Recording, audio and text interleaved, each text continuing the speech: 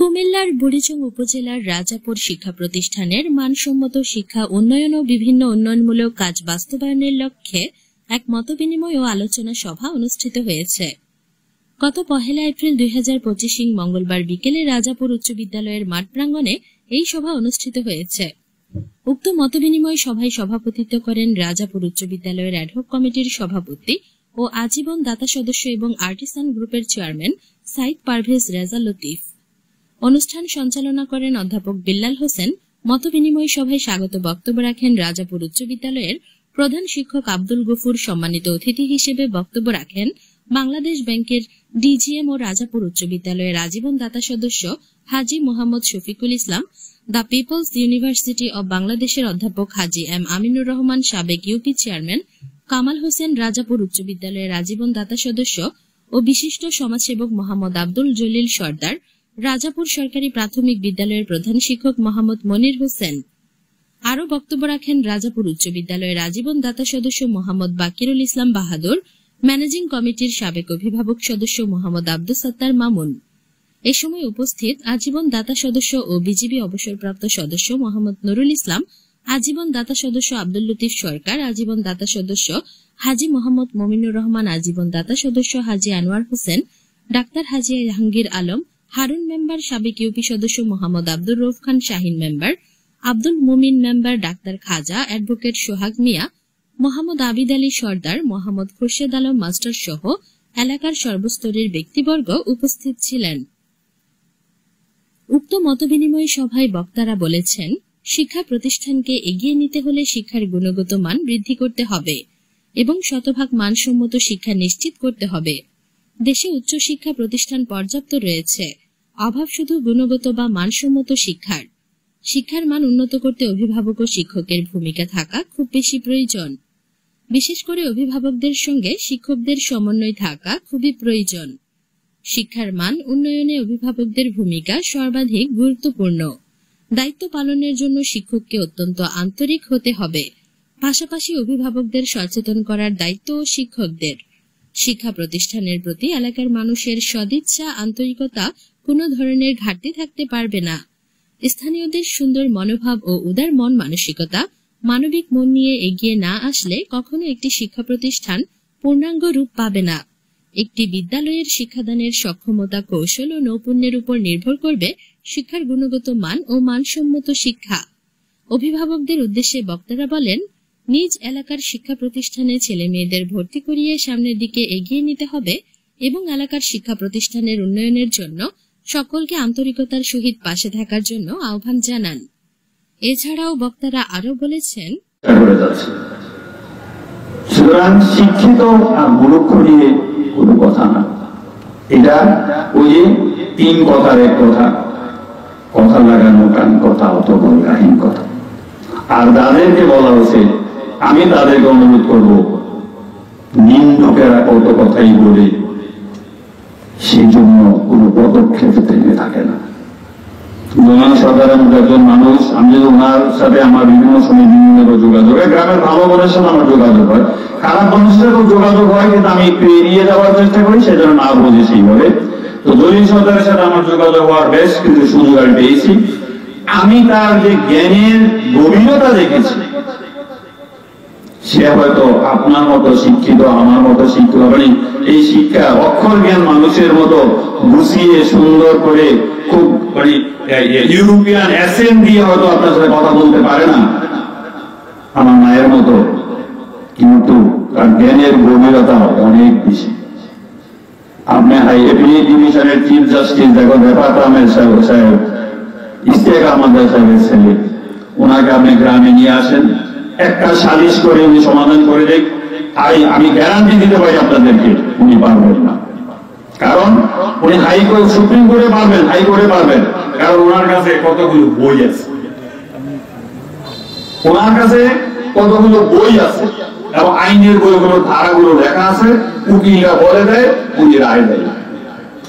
কিন্তু গ্রাম্য সালিশ যদি আপনার জ্ঞানের গভীরতা না থাকে, যদি আপনি মানুষের সাইকোলজি না বোঝেন, যদি আপনি মানুষের মনুষ্যত্বকে মূল্যায়ন করতে না পারেন, তার হৃদয় কি চাচ্ছে সেটা বুঝতে না পারেন, তাহলে আপনি গ্রামের সালিশ করতে সফলভাবে করতে পারবেন বলে আমি বিশ্বাস করি। অন্তত যারা যদি পারেন তো পারছেন।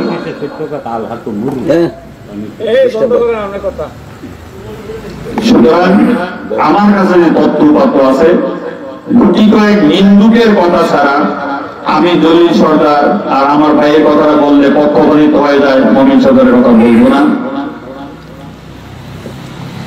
আমি তাদের জ্ঞানের গভীরতা, সমাজের জন্য তাদের প্রাণ আমি খুব কাছ থেকে অনুভব করি। আজকের প্রধান ফোকাস যদিও এই স্কুল শিক্ষা প্রতিষ্ঠানের মান উন্নয়নের বিষয়ে তদুপরি কিছু কথা যেহেতু এসেছে, তার বাইরেও দুটি কথা বলতে হয়। আমরা যদি মুসা আলাইহিস সালামের একটা ঘটনার কথা একটু সংক্ষিপ্তভাবে বলি। আল্লাহ পাক যখন বলছিলেন যে মুসা এই জমানায় জ্ঞানী ব্যক্তিকে, তখন উনি সরাসরি একটু দাম্ভিকতা নিয়ে বলছিলেন যে আমি আমার চেয়ে কোনো জ্ঞানী ব্যক্তি নাই। সন্দেহ বলতে গেলে তবে বলছিল তুমি একটা থলি নিয়ে একটা মাছ আর কি একটা দিছিল যে তুমি যেখানে মাছটা জিন্দা হবে, যেখানে যাবে এটার সাথে সাথে যাবে। এক নদীর কিনারে, সাগরের কিনারে দেখা গেল যে এটা হঠাৎ করে ভারী মাছ জিন্দা হয়ে চলে গেছে সাগরের ভিতরে, রাস্ত হয়ে গেছে। গিয়ে দেখা গেল বিরাট এক দরবেশ বসে আছে, আল্লাহ এক উনি হযরত খিজির আলাইহিস সালাম, উনি তার মুসা আলাইহিস কওমের কথা বলছেন, অমুক কওমের সন্তান। হযরত মুসা আলাইহিস সালাম চিন্তা করলেন যে এই যে উনি আমার কিভাবে জানলো, তুমি তো আমার অনেক জ্ঞানী, আমি তো কিছু জানি না তোমার কথা, কিন্তু তুমি তো আমার সব কিছু জানি। সঙ্গে একটু বললাম, যারা দলিল সন্দেহকে মূর্খ বলছে এরাই আসলে প্রকৃত মূর্খ। কোন জ্ঞানী ব্যক্তি অন্যকে মূর্খ বলে না। একজন কাফের যদি সে অন্য কাউকে কাফের, একজন মানুষ একজন কাফের বলতে পারে না। এই জন্য, এবং সে মূর্খ ব্যক্তি যদি হয়ে থাকে, আজকের শুরু থেকে এই পর্যন্ত তার যে বক্তব্য শুনলাম, এর পিছনে সামাজিক অনেক কর্মকাণ্ডে তার যথেষ্ট ভূমিকা, যথেষ্ট অবদান আছে। এবং জলিল সরকার, হাজী মমিন সহ আরো অনেকে আছেন, সবার নাম হয়তো প্রকাশ করা সম্ভব হচ্ছে না। তারা হয়তো সরকারি বা বেসরকারি কোনো প্রতিষ্ঠানে কর্মরত না থাকার কারণে তারা সমাজে বিভিন্ন উন্নয়নমূলক কাজ, বিভিন্ন ফেতনা ফেসাদে তারা সময় দিয়ে শান্তিপূর্ণভাবে সুস্থ মীমাংসা করতে পারেন, করে থাকেন। এটা নজির প্রবলেম আছে, এটা আপনারা আমরা সবাই দেখি জানি। সবচেয়ে বড় জিনিস হলো স্কুলটাকে আপনারা নিজের মতো, রাজাপুর স্কুলটাকে আমাদের গ্রামের স্কুল, আমার আত্মার সাথে সম্পর্ক, আমার ছেলে মেয়ে লেখাপড়া করলো কি না করলো না, আমার মাটির মানুষের সাথে সম্পর্ক, আমাদেরকে সেটা ধারণ করতে হবে। তাহলে আপনার স্কুলের প্রতি দরদ আসবে। ওই যে আমি আজকে যতটুকু জানি স্কুল পরামর্শ এবং আরেকটা বিশেষ কারণে আজকে মিটিংটা ডাকা হয়েছে, সেটা হলো রাজাপুরের এখনো নাকি ছেলে মেয়ে সংকুচের স্কুলে চলে যায়। আপনারা যারা আছেন এখন, আমরা আগের চেয়ে স্কুলের পরিবেশ অনেক ভালো, আমি মনে করি অনেক ভালো, অনেক সুন্দর। সংকুচের না, আমাদের কুমিল্লা বোর্ডে, কুমিল্লা জেলায় রাজাপুর স্কুল কোথায় এটা বলে চিনে যে রাজাপুর বুড়িচুন থানে একটা স্কুল আছে। আমরা দেখছি সবাই রাজাপুর স্কুল, সংকুচের স্কুল চিনত, কিন্তু পাশাপাশি এখন রাজাপুর স্কুলের নাম বলা যায়। আপনারা বিচলিত হওয়ার কারণ নাই। এই 100 টাকা কোথাও যাবে না, এই স্কুলে আসবে। আমি এটা আমার ফ্যামিলি থেকে, আমার ভাইয়ের পরিবারের পক্ষ থেকে এটা আপনাদেরকে নিশ্চিত বলতে পারি। আর বাকি ওদের আমরা কোনো দায় দায়িত্ব নিতে পারবো না। আমি আমরা জনপ্রতিনিধিত্ব চাই না, জননন্দিত হইতে চাই না।